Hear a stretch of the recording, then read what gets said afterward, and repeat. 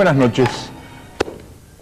Tenemos nuevas autoridades políticas y seguramente, al igual que nosotros, en ustedes se han abierto muchísimas expectativas, independientemente de todos los trascendidos sobre las medidas que a nivel nacional se están por tomar, algunas que aparecen en algunos niveles provinciales, pero la realidad es que estamos frente a un cambio de gobierno, y un cambio de gobierno con un enfoque muy particular, ese que usted resolvió, ese que usted decidió, que hizo dividir el poder en toda la República. Y esto esperamos que realmente en los hechos, en la práctica, se convierta en un elemento que favorezca el sistema democrático y haga que toda la dirigencia política realmente, pese a que por ahí hay algunas cositas que usted ya se da cuenta que parece que no, bueno, sí, en definitiva la gente se pueda sentar a dialogar y a asumir las responsabilidades que usted y nosotros queremos respecto de nuestros políticos. Entonces, ese esquema de expectativas, ese esquema de credibilidad que se abre en este momento, es una brecha importante con esto que termina. Con esto que termina, sobre los cuales también las opiniones son muy diversas, las opiniones son contradictorias, pero creo que hay un halo de algunos temas sobre los cuales la coincidencia es total.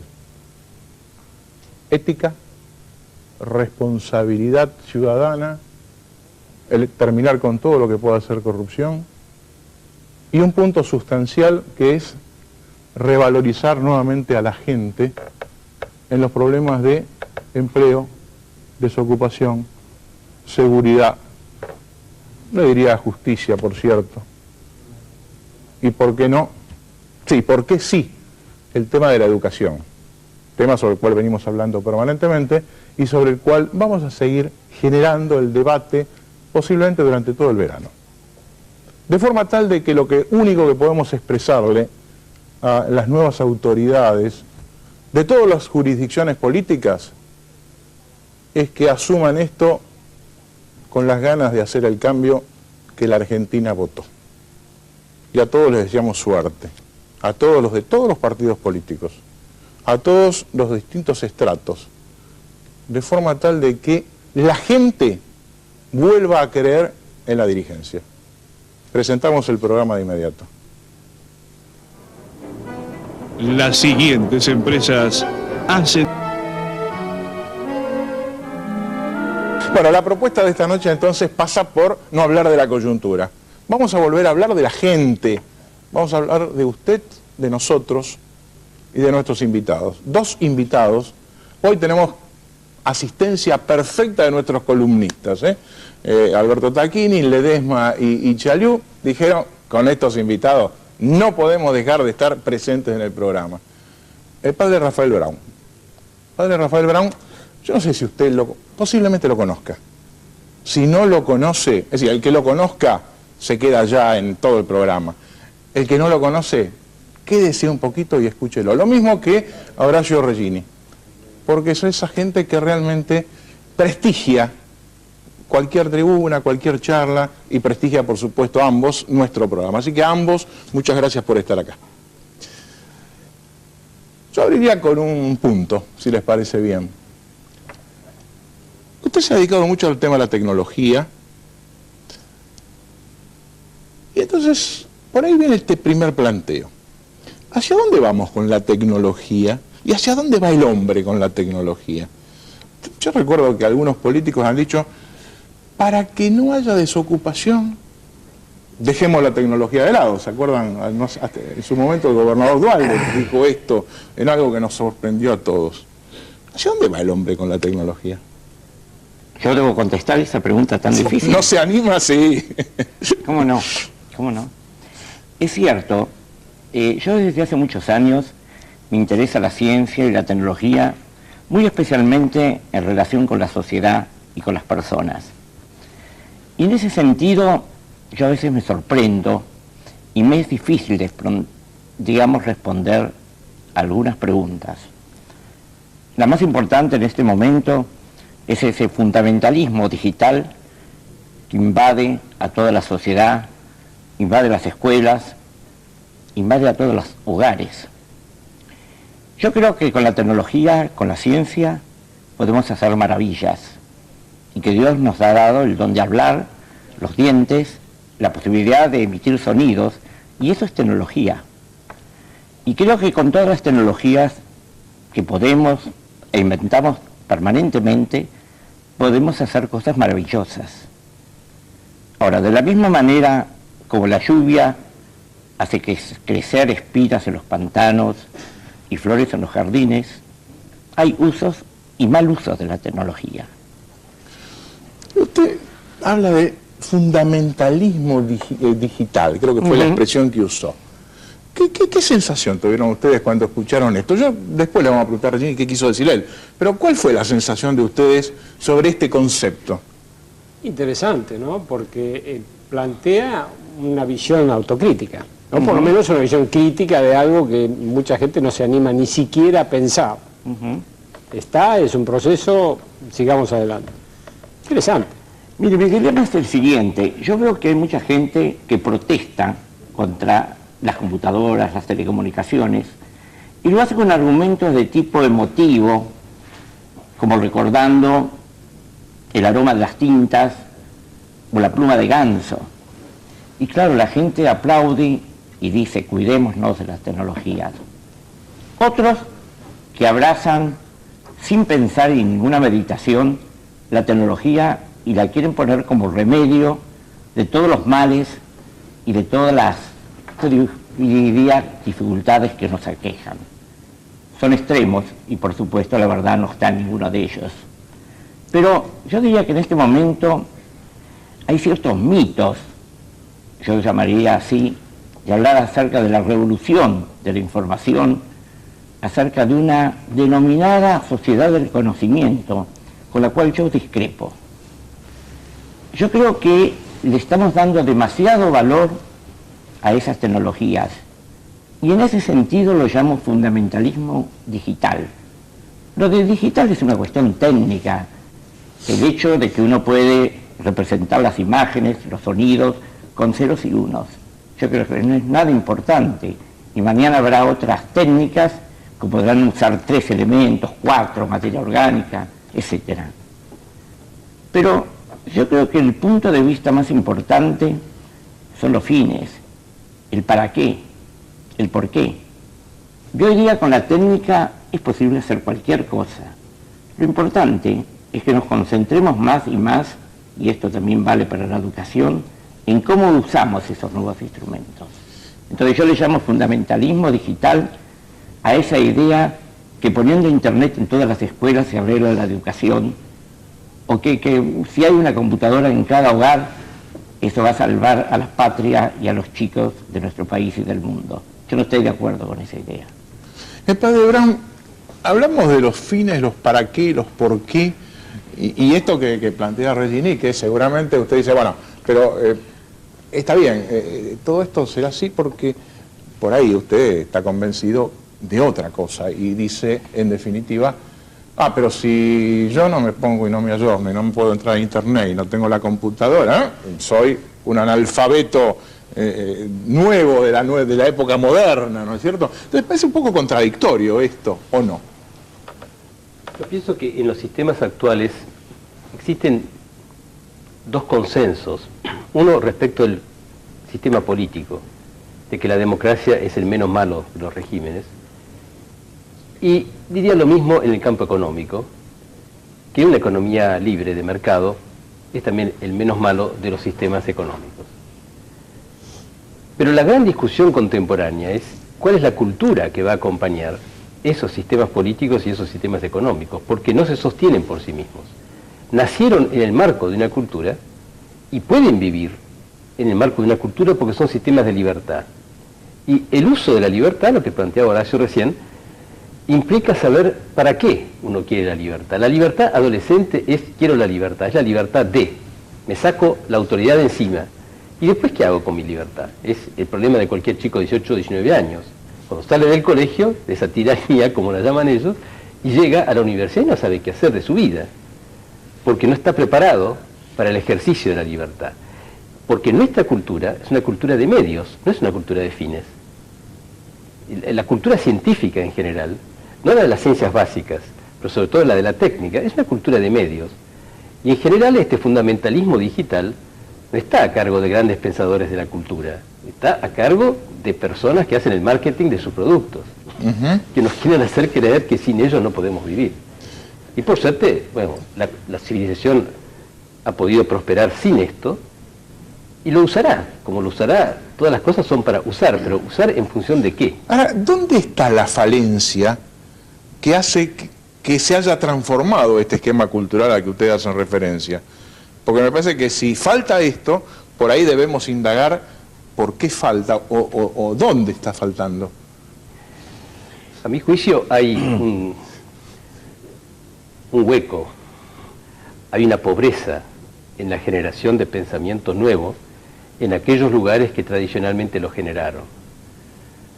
Y me parece que esa es una de las causas fundamentales. Es decir, todo lo que se llama la crisis del posmodernismo es una crisis de la razón. Y cuando la razón ya no piensa los fines, sino que se limita a pensar medios, ¿y medios para qué? Ahí está la cuestión. Se queda en un relativismo y un escepticismo respecto de la verdad que empobrece notoriamente la cultura en casi todas sus manifestaciones. Usted sabe que yo estoy asombrado. Ustedes dos han logrado algo que no se logra habitualmente en este programa, que los columnistas se queden callados. No. Estábamos escuchando con mucho respeto. Pero ahora viene la pimienta, un poquito de pimienta. Yo lo escuchaba con mucha atención. Hay un fundamentalismo digital o tecnológico, es clarísimo. Pero cuando se lo une al fundamentalismo económico, la mezcla es realmente explosiva, es terrible. Claro. Y, disculpame Ricardo Alessandis, un botón de esa muestra, la diste vos cuando dijiste, ¿qué es eso de ligar el tema de la elección del progreso tecnológico con la desocupación? Yo te digo, no hay nada que obligue a aceptar un progreso tecnológico si ese progreso tecnológico va en contra de los fines que vos te autopropusiste como sociedad, como Estado, como individuo. No tenemos por qué aceptarlo. Eso es el fundamentalismo digital. Es decir, fundamentalismo digital, yo digo, mira, tengo una máquina espectacular, pero claro, esta población desaparece, va a haber 25% de desocupados, el ingreso per cápita cae 10% porque todos los ingresos se derivan al exterior. ¿Por qué vamos a tener que aceptar ese estado de cosas? Por eso yo digo, siempre hubo una especie de fundamentalismo tecnológico porque, digamos, la atracción que da el progreso es una atracción difícil, ¿no? Las nuevas máquinas y todo lo demás, pero ahora se lo ha potenciado con el fundamentalismo económico y yo creo que hemos creado una especie de bomba neutrónica que barre con todo. Bueno, con esto ya mucha gente se metió en el programa y está llamando. Hágalo usted. Lamentablemente tengo que hacer una pausa. Pero métase en el programa y opine sobre todo esto, porque realmente me parece que esto nos va a hacer pensar y meditar muchísimo, como lo hacemos habitualmente hasta ahora.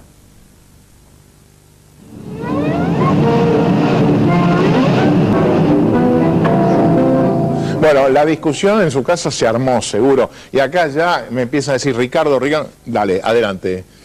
Bueno, a mí me parece que se han tocado dos temas muy importantes y yo querría complementar dos aspectos. Uno en el aspecto tecnológico que decía Regini y otro en el aspecto cultural al que hacía mención Rafi.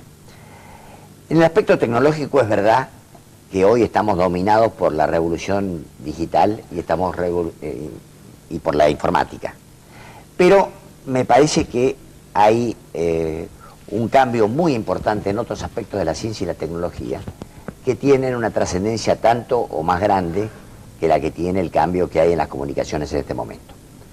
Lo que sí es muy importante es que la aparición de las comunicaciones en la escala que han entrado ahora y a los costos que estamos en condiciones de enfrentar en los próximos 15 o 20 años, dan por delante una globalización prácticamente total, no solamente de la economía, sino una globalización general de la cultura. Y esto tiene que ver un poco con lo que decía el padre Brown recién. Los medios de comunicación están globalizando una cultura estructurada sobre la base de un pensamiento judeo-cristiano que tiene una lógica, que tiene un orden jurídico, que tiene unos principios y que está cubriendo hoy a la totalidad de la población, que tiene otra lógica, que tiene otros principios y que tiene otra cultura. Por lo tanto, en alguna medida, yo vislumbro para los próximos años cambios mucho más importantes en la ingeniería con la miniaturización, por ejemplo, o en la ingeniería genética con el desarrollo total del genoma, y también algo mucho más importante que está vinculado con el tema de que a través de los medios masivos de comunicación, a través de las comunicaciones, estamos llegando a todo el sudeste asiático, que tiene el 60% de la población del mundo, que estamos llegando a ellos que ya en alguna medida han occidentalizado su cultura, pero que también llegaremos en un plazo no muy largo al mundo islamita, que también tendrá una participación en este tema de la globalización, que la participación no implica ni una adhesión irrestricta, ni una conquista irrestricta, sino un nuevo teatro que en alguna medida estuvo insinuado por Rafi cuando empezó, pero que estará fuertemente condicionado por el acceso a un proceso protagónico del hombre, motivado e impulsado por las comunicaciones por ahora, pero que estará arreglado fundamentalmente por el acceso a la biología molecular moderna. Con esto me refiero a la salud y al manipuleo o no de las potencialidades que tiene el desarrollo pleno del genoma. Yo quiero tirar algo y te doy enseguida, Joaquín, porque me da la impresión que todo el planteo ese de la globalización, frente a lo que decía recién el padre Brown, decía, nos está faltando pensamiento, porque nos está faltando pensamiento, y el tema ¿es posible la existencia de un pensamiento propio, superador del esquema de la globalización? Porque de lo contrario, si admitimos ese criterio de la globalización absoluta, no tenemos ninguna posibilidad de tener nuestro propio pensamiento, ni generar ni seguir acentuando, digamos, nuestra propia cultura. Bueno, para mí sí. Para mí la globalización es un itinerario que arranca de cada persona. En el mundo nacen 80 millones de personas por año, o sea, cada minuto 4, y que tienen iguales derechos potencialmente. Y que, por ejemplo, la doctrina católica supone que estará el Día de la Comunión de los Santos en lo que sería la globalización total, pero no sé. Sí, pero justamente en la diversidad. El tema justamente de la Iglesia Católica, el tema más importante es el tema de la inculturación de la fe. Correcto. No es la uniformidad. En el siglo XVI se jugó a la uniformidad, pero en el siglo XX es la pluralidad.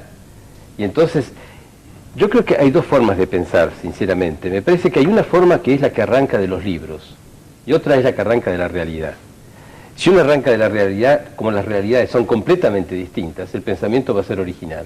Ahora, si uno va a comentar nada más que los libros que salen en el centro, digamos, o en las zonas más desarrolladas, ahí sí se corre el riesgo de un pensamiento que los franceses llaman pensamiento único, que no es único, es variado, pero son variaciones sobre un mismo tema. Métanse, Sí. porque ambos me hacen señas.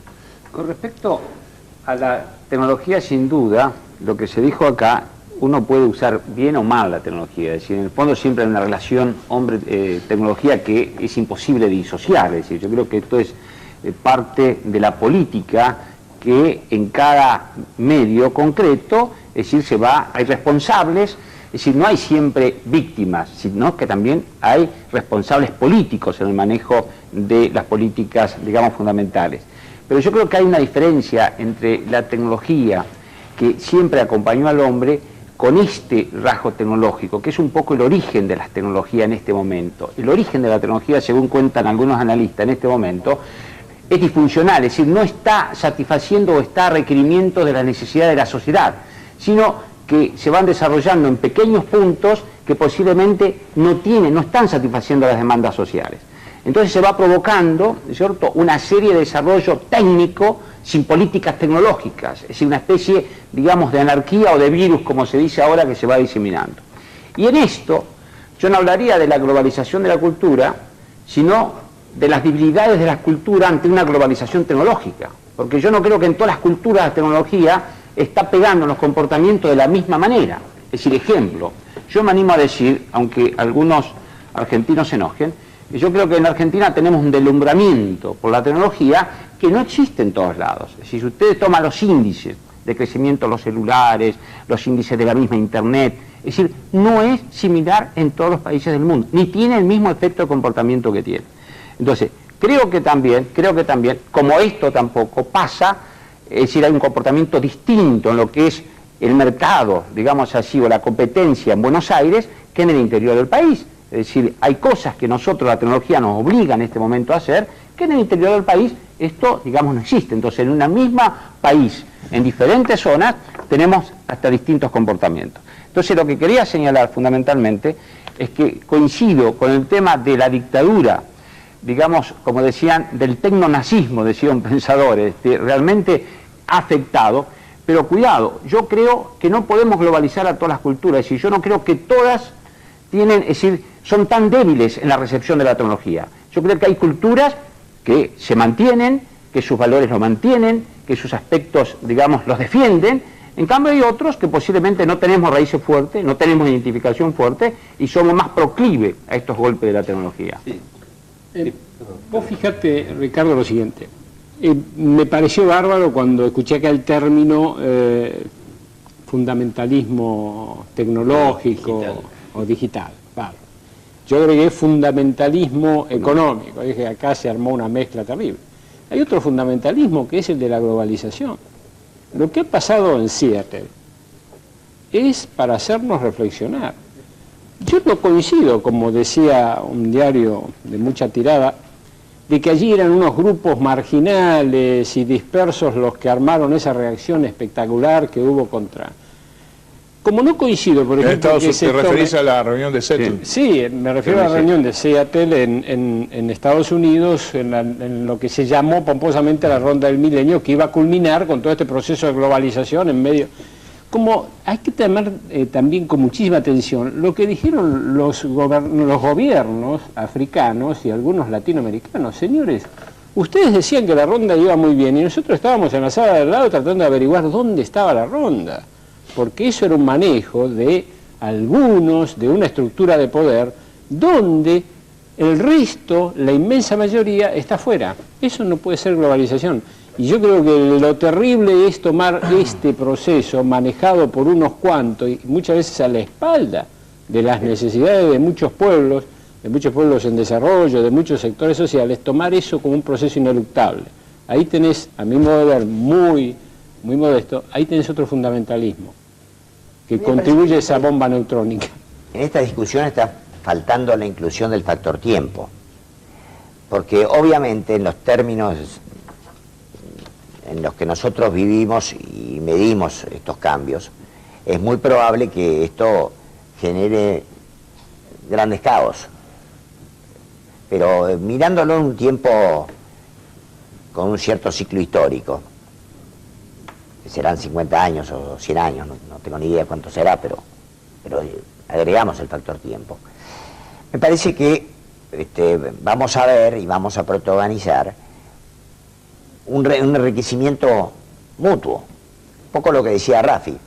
Hay como una gran línea ordenadora que ha dado gran parte del progreso científico-tecnológico, y hay una gran población preservadora del hombre, que todavía no ha entrado en esta velocidad de cambio, y quizá en ese juego, en función del tiempo, las culturas básicas todavía permanentes podrán ir recuperando progresivamente. Sabemos lo que pasa en la lengua. Hay hoy 6.000 lenguas y dialectos, y se supone que para dentro de 100 años van a quedar solamente el 10%, cuando efectivamente van a ser útiles muy pocas de esas. Entonces, todo esto requiere, me parece, un factor tiempo. Yo en algún artículo último escribía que las verdaderas soluciones van a ser locales. Y relativo o respecto a la globalización, citaba una frase de un poeta inglés que decía: la misma ley para el león que para el cordero es tiranía. Yo me quisiera referir, dejando la globalización, que es un tema muy amplio, a algunas cosas relativas a la revolución de las computadoras, de las comunicaciones, a esa idea y a esa fiebre que existe actualmente, que cuanto más rápido es mejor. Hay desesperación en tener la computadora más rápido, hay desesperación en tener más memoria, en comunicarse más rápido, y yo creo que, y coincido con mucho de lo que decía el padre Brown, que lo que está faltando es mayor reflexión, mayor interioridad. Justamente, yo me alegro mucho de encontrarlo a Rafael Brown acá, porque hace casi 20 años, en la revista que él dirigía, yo escribí un artículo sobre las computadoras en la educación. Y yo a veces me siento un poco como responsable de haber creado una especie de monstruo que ahora anda por todos lados y que se han desvirtuado sus verdaderos objetivos. Allí hablábamos de las computadoras como distintas formas de considerarlas. Algunos la consideraban como reemplazo de maestros, algunos como diseminadoras de información, como es ahora Internet. Y yo creo que esas son cosas secundarias. Y allí proponíamos su uso como elementos para reflexionar, para pensar. Eran computadoras como medios de expresión. Esa fue la idea, que no ha cuajado mucho. Y no ha cuajado, yo creo, porque la sociedad olvida la reflexión. Miramos de TV o miramos avisos y somos rápidos, acuden a las emociones y no dan tiempo para la reflexión, no dan tiempo como un programa como este, en que la gente pueda hablar y hay gente que escucha con tranquilidad. Ahora, yo quería dirigirme a esa idea de la revolución de las telecomunicaciones. Yo creo que no hay tal revolución. Cuando se crearon los nuevos medios, empezando por el telégrafo, cundió el mismo entusiasmo que ahora. Y el crecimiento fue mucho mayor que el de Internet. Acá estamos con uno de menos de 1% en la población. Cuando empezó la telegrafía, que la inició Sarmiento en nuestro país, creció a un ritmo muy superior al de Internet actual. Lo mismo ocurrió con el teléfono, tanto en Estados Unidos como en otros países. En 2 o 3 años se llenaron de teléfonos el mundo, menos algunas zonas que aún no tienen teléfonos, menos del 1% de la población en algunas zonas de África o de China. Entonces esa revolución, y yo les digo, no es cierto, y en cierta forma implica cierta ignorancia tecnológica. Lo mismo, cuando apareció la radio, los satélites, los estadistas dijeron, empiezo por la telegrafía.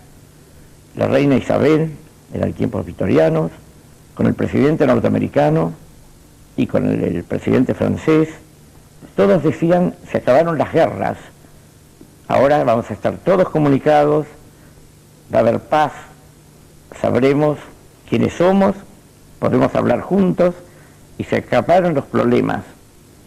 También en los tiempos modernos se habla, llegó las telecomunicaciones y se hablaba hasta el último rincón del planeta, el gran profesor va a poder conversar con el ignorante y le va a transmitir su saber. Y así también se ha hablado de la telemedicina. Todos van a poder curar rápidamente de la mejor manera. Yo creo que es posible, pero hay razones sociales, hay razones psicológicas, que hagan que todo ello no surge intrínsecamente por la tecnología en sí. O sea, la tecnología no se ubica en un vacío social y político, sino que atrás de su implementación hay ideales, hay formas, hay pensamiento acerca de los demás.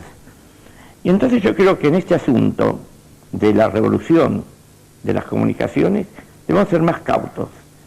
No obstante, quiero destacar que yo le asigno enorme importancia y ojalá uno pudiera tener la oportunidad de conducir más ese cambio, que puede ser una maravilla para todos. Le doy 2 datos y nos vamos al corte comercial. El primero, Horacio Regini fue vicedecano de la Facultad de Ciencias Exactas de la Universidad de Buenos Aires.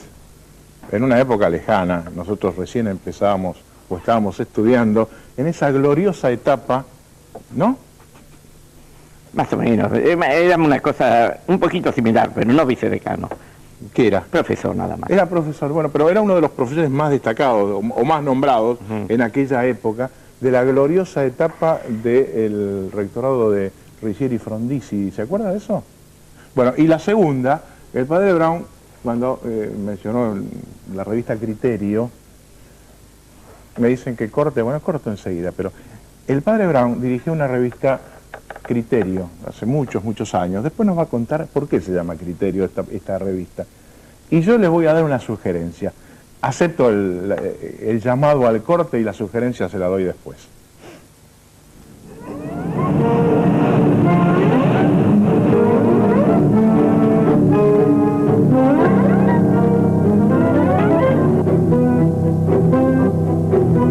Le decía, o le quería preguntar al padre Brown, ¿por qué esta revista se llama Criterio?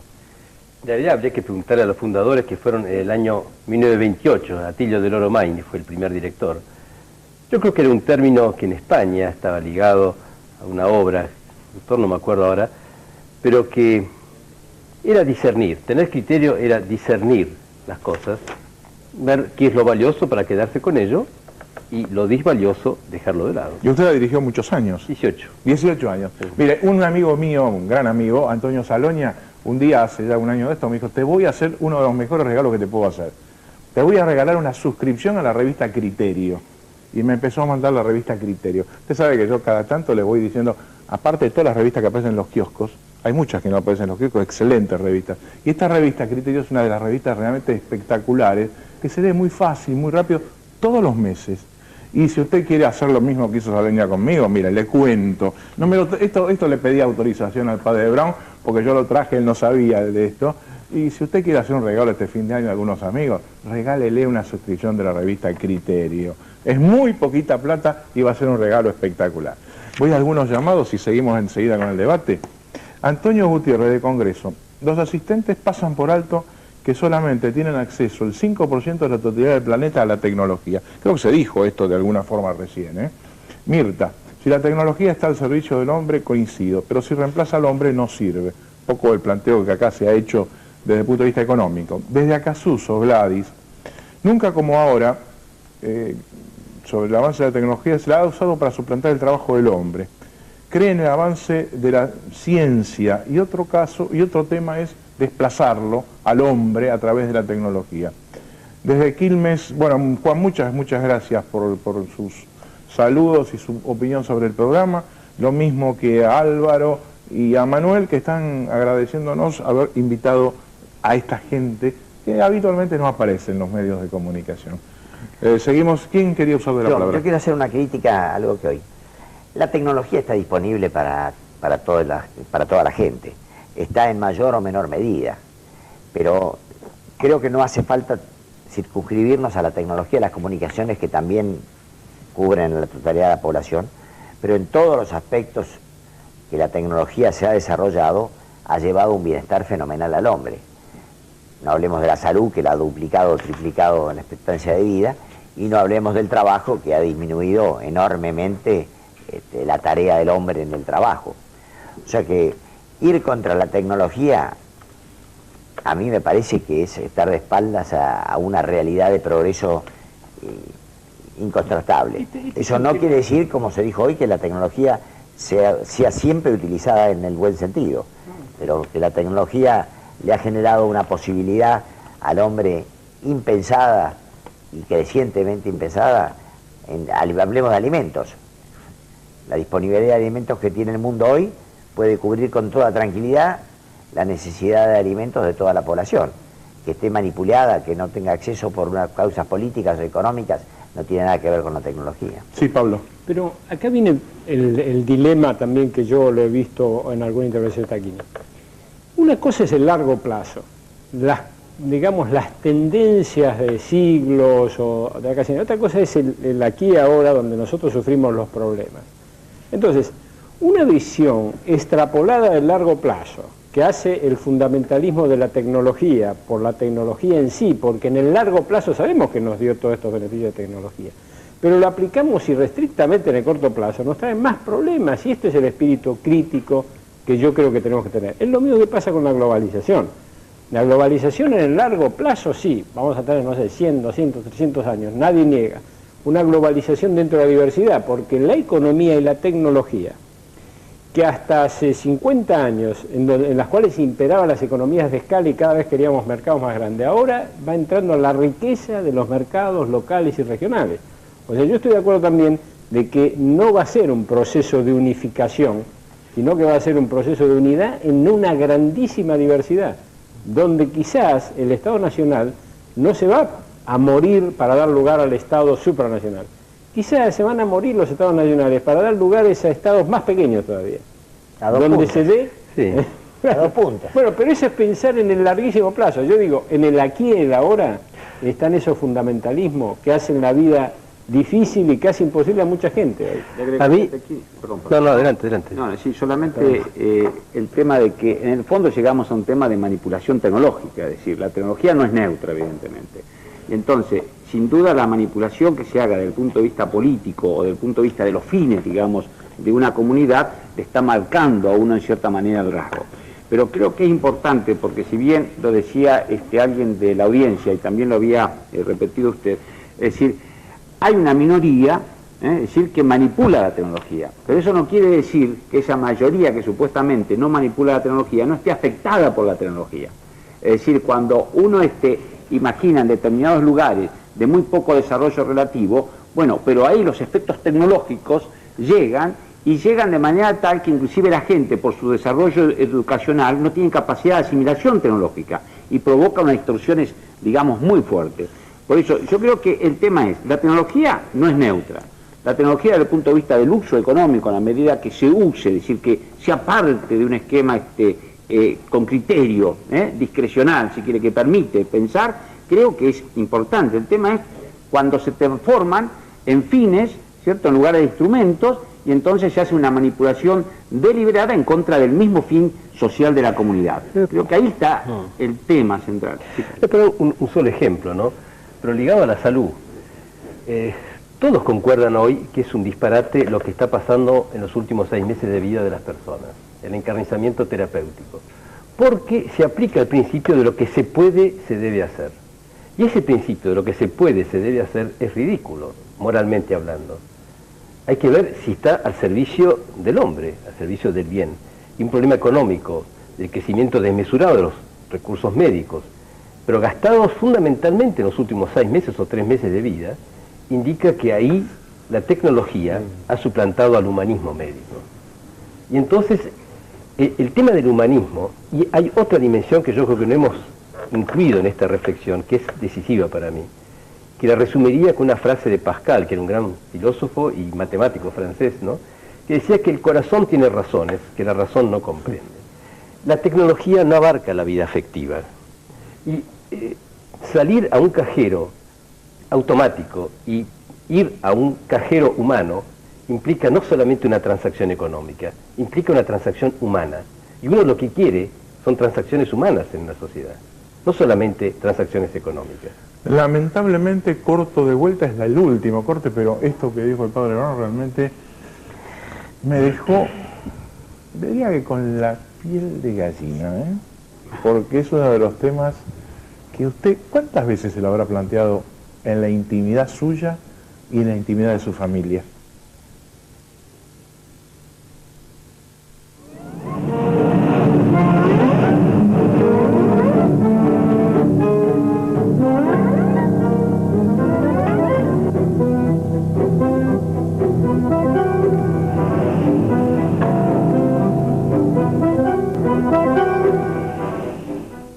Bueno, Graciela está muy agradecida de poder escuchar al padre Brown sobre el encarnizamiento médico, sobre lo que nos produjo ese impacto recién. Desde Parque Patillos, Herminio tiene 74 años, dice, mi papá me hablaba del esperanto, hablando un poco de lo que iba a resolver el problema de todos, ¿no? Regini, quería decir algo. Sí, yo quiero defender un poco la ciencia y la tecnología, porque pobre pareciera que estamos un poco disgustados con ella. Yo creo que Karl Popper dijo, vivir es solucionar problemas. La ciencia, la tecnología está acá, va a seguir creciendo, y yo creo que es nuestro deber hacer todo por lo posible por canalizarla a formas más humanas, más tiernas, más dignas de las personas. Y yo creo que es cuestión de tiempo, pero debemos ser conscientes que la tecnología no basta. Y hoy encontramos cosas feas, yo diría, cuando llamamos a una empresa de las poderosas, que tienen esos contestadores automáticos, que llamamos, nos atiende una voz de robot y nos deja colgadas, nos pone una musiquita y al final todo nuestro interés en hacer algo queda frustrado. ¿Cuántas broncas Entonces uno se nos agarra enojamos cuando con escucha la el disquito, ¿no? tecnología y decimos, sería bueno que nos hubiera atendido una voz de una chica linda. Y bueno, faltó eso. Ahora, Pero yo creo que es cuestión de esperar y no dar todo por sentado que el progreso tecnológico nos va a hacer más dignos, más limpios, mejores. Usted me trajo unos libros, yo le pedí a Regini que trajera unos libros y trajo una historia de las telecomunicaciones de Morse e Internet y otro dice Sarmiento y las telecomunicaciones, la obsesión del hilo. Rescató a Sarmiento en este tema. ¿Por qué? Y Sarmiento fue un gran visionario en todos los campos. Yo creo que fue el hombre del Renacimiento que creó el siglo pasado. Realmente fue así. Y entre ellos, en tantos temas, él tuvo la suerte de estar cuando fue embajador en Estados Unidos entre 1866 al 68, cuando volvió como presidente, de ver el tendido del cable transatlántico de Europa a Estados Unidos. Y él vio también el telégrafo en Estados Unidos, y él dijo, tengo que hacer eso para mi país. Tuvo la suerte de él vivir y de visitar la zona de Boston y conocer, yo diría, a la gente que hizo lo mejor de Estados Unidos, a Longfellow, el poeta, al filósofo Emerson, a Thoreau, el de la vida en los bosques. Esa gente fue la que luego, y gracias a ellos, pudieron venir maestras también norteamericanas a la Argentina. Maestras que no venían con la única idea técnica de enseñar a hacer aritmética, sino eran maestras formadas en una idea muy fuerte de la vida y de la solidaridad. Eran misioneras. Y yo creo que todo eso dio el paso a la generación del 80. Creó la Argentina. Y Sarmiento, repito, yo digo la obsesión del hilo, ese es el título de mi libro, porque él quiso hacer los hilos del telégrafo y los hilos de los alambrados. Fueron dos obsesiones de él en su vida, y realmente lo logró. Padre Brown, ¿cómo hacemos para que la gente se meta en esta concepción de progreso tecnológico y científico, pero el ser humano delante? Hay que ir a las concepciones básicas de la vida, de dónde venimos, a dónde vamos, qué sentido tiene el dolor, qué sentido tiene el sufrimiento. Por más tecnología que haya, seguimos sufriendo, seguimos muriendo, seguimos enfermándonos. Yo creo que tenemos que recuperar la concepción de que somos sociales por naturaleza, no meramente por un contrato de utilidad. El hombre es interdependiente con los demás, y no solamente para realizar acciones. Yo vuelvo a insistir sobre la dimensión afectiva, y por algo hay varones y mujeres, y por algo Dios quiso unir el amor con la reproducción, cosa que en los animales no ocurre. De tal manera que la calidad de vida de una sociedad está dada por estos lazos primarios que son esencialmente gratuitos. Y yo creo que el gran problema que la humanidad vive en este momento es el gobierno del proceso de globalización, que yo creo que es ineluctable, tecnológicamente hablando, pero en este momento está en estado de naturaleza y necesita una autoridad política. ¿Cómo se va a constituir? ¿Qué características va a tomar? Ese es el gran desafío que tenemos en nuestra generación de hacer algo nuevo. Probablemente sea a partir de regionalizaciones, pero del mismo modo que el ferrocarril en Argentina destruyó los regionalismos, bueno, yo creo que estas tecnologías nuevas son ineluctables. No las está usando todo el mundo, pero las está sufriendo las consecuencias todo el mundo. Les agradezco muchísimo que nos hayan prestado esta hora de ustedes hoy aquí. Y señores, esto es para reflexionar y mucha gente seguramente va a querer ver de vuelta esto. Tiene la posibilidad, y como en algún otro programa dijo, si a alguien le interesa este programa tenerlo, pídalo, porque vale la pena y se lo vamos a dar. Hasta la semana próxima.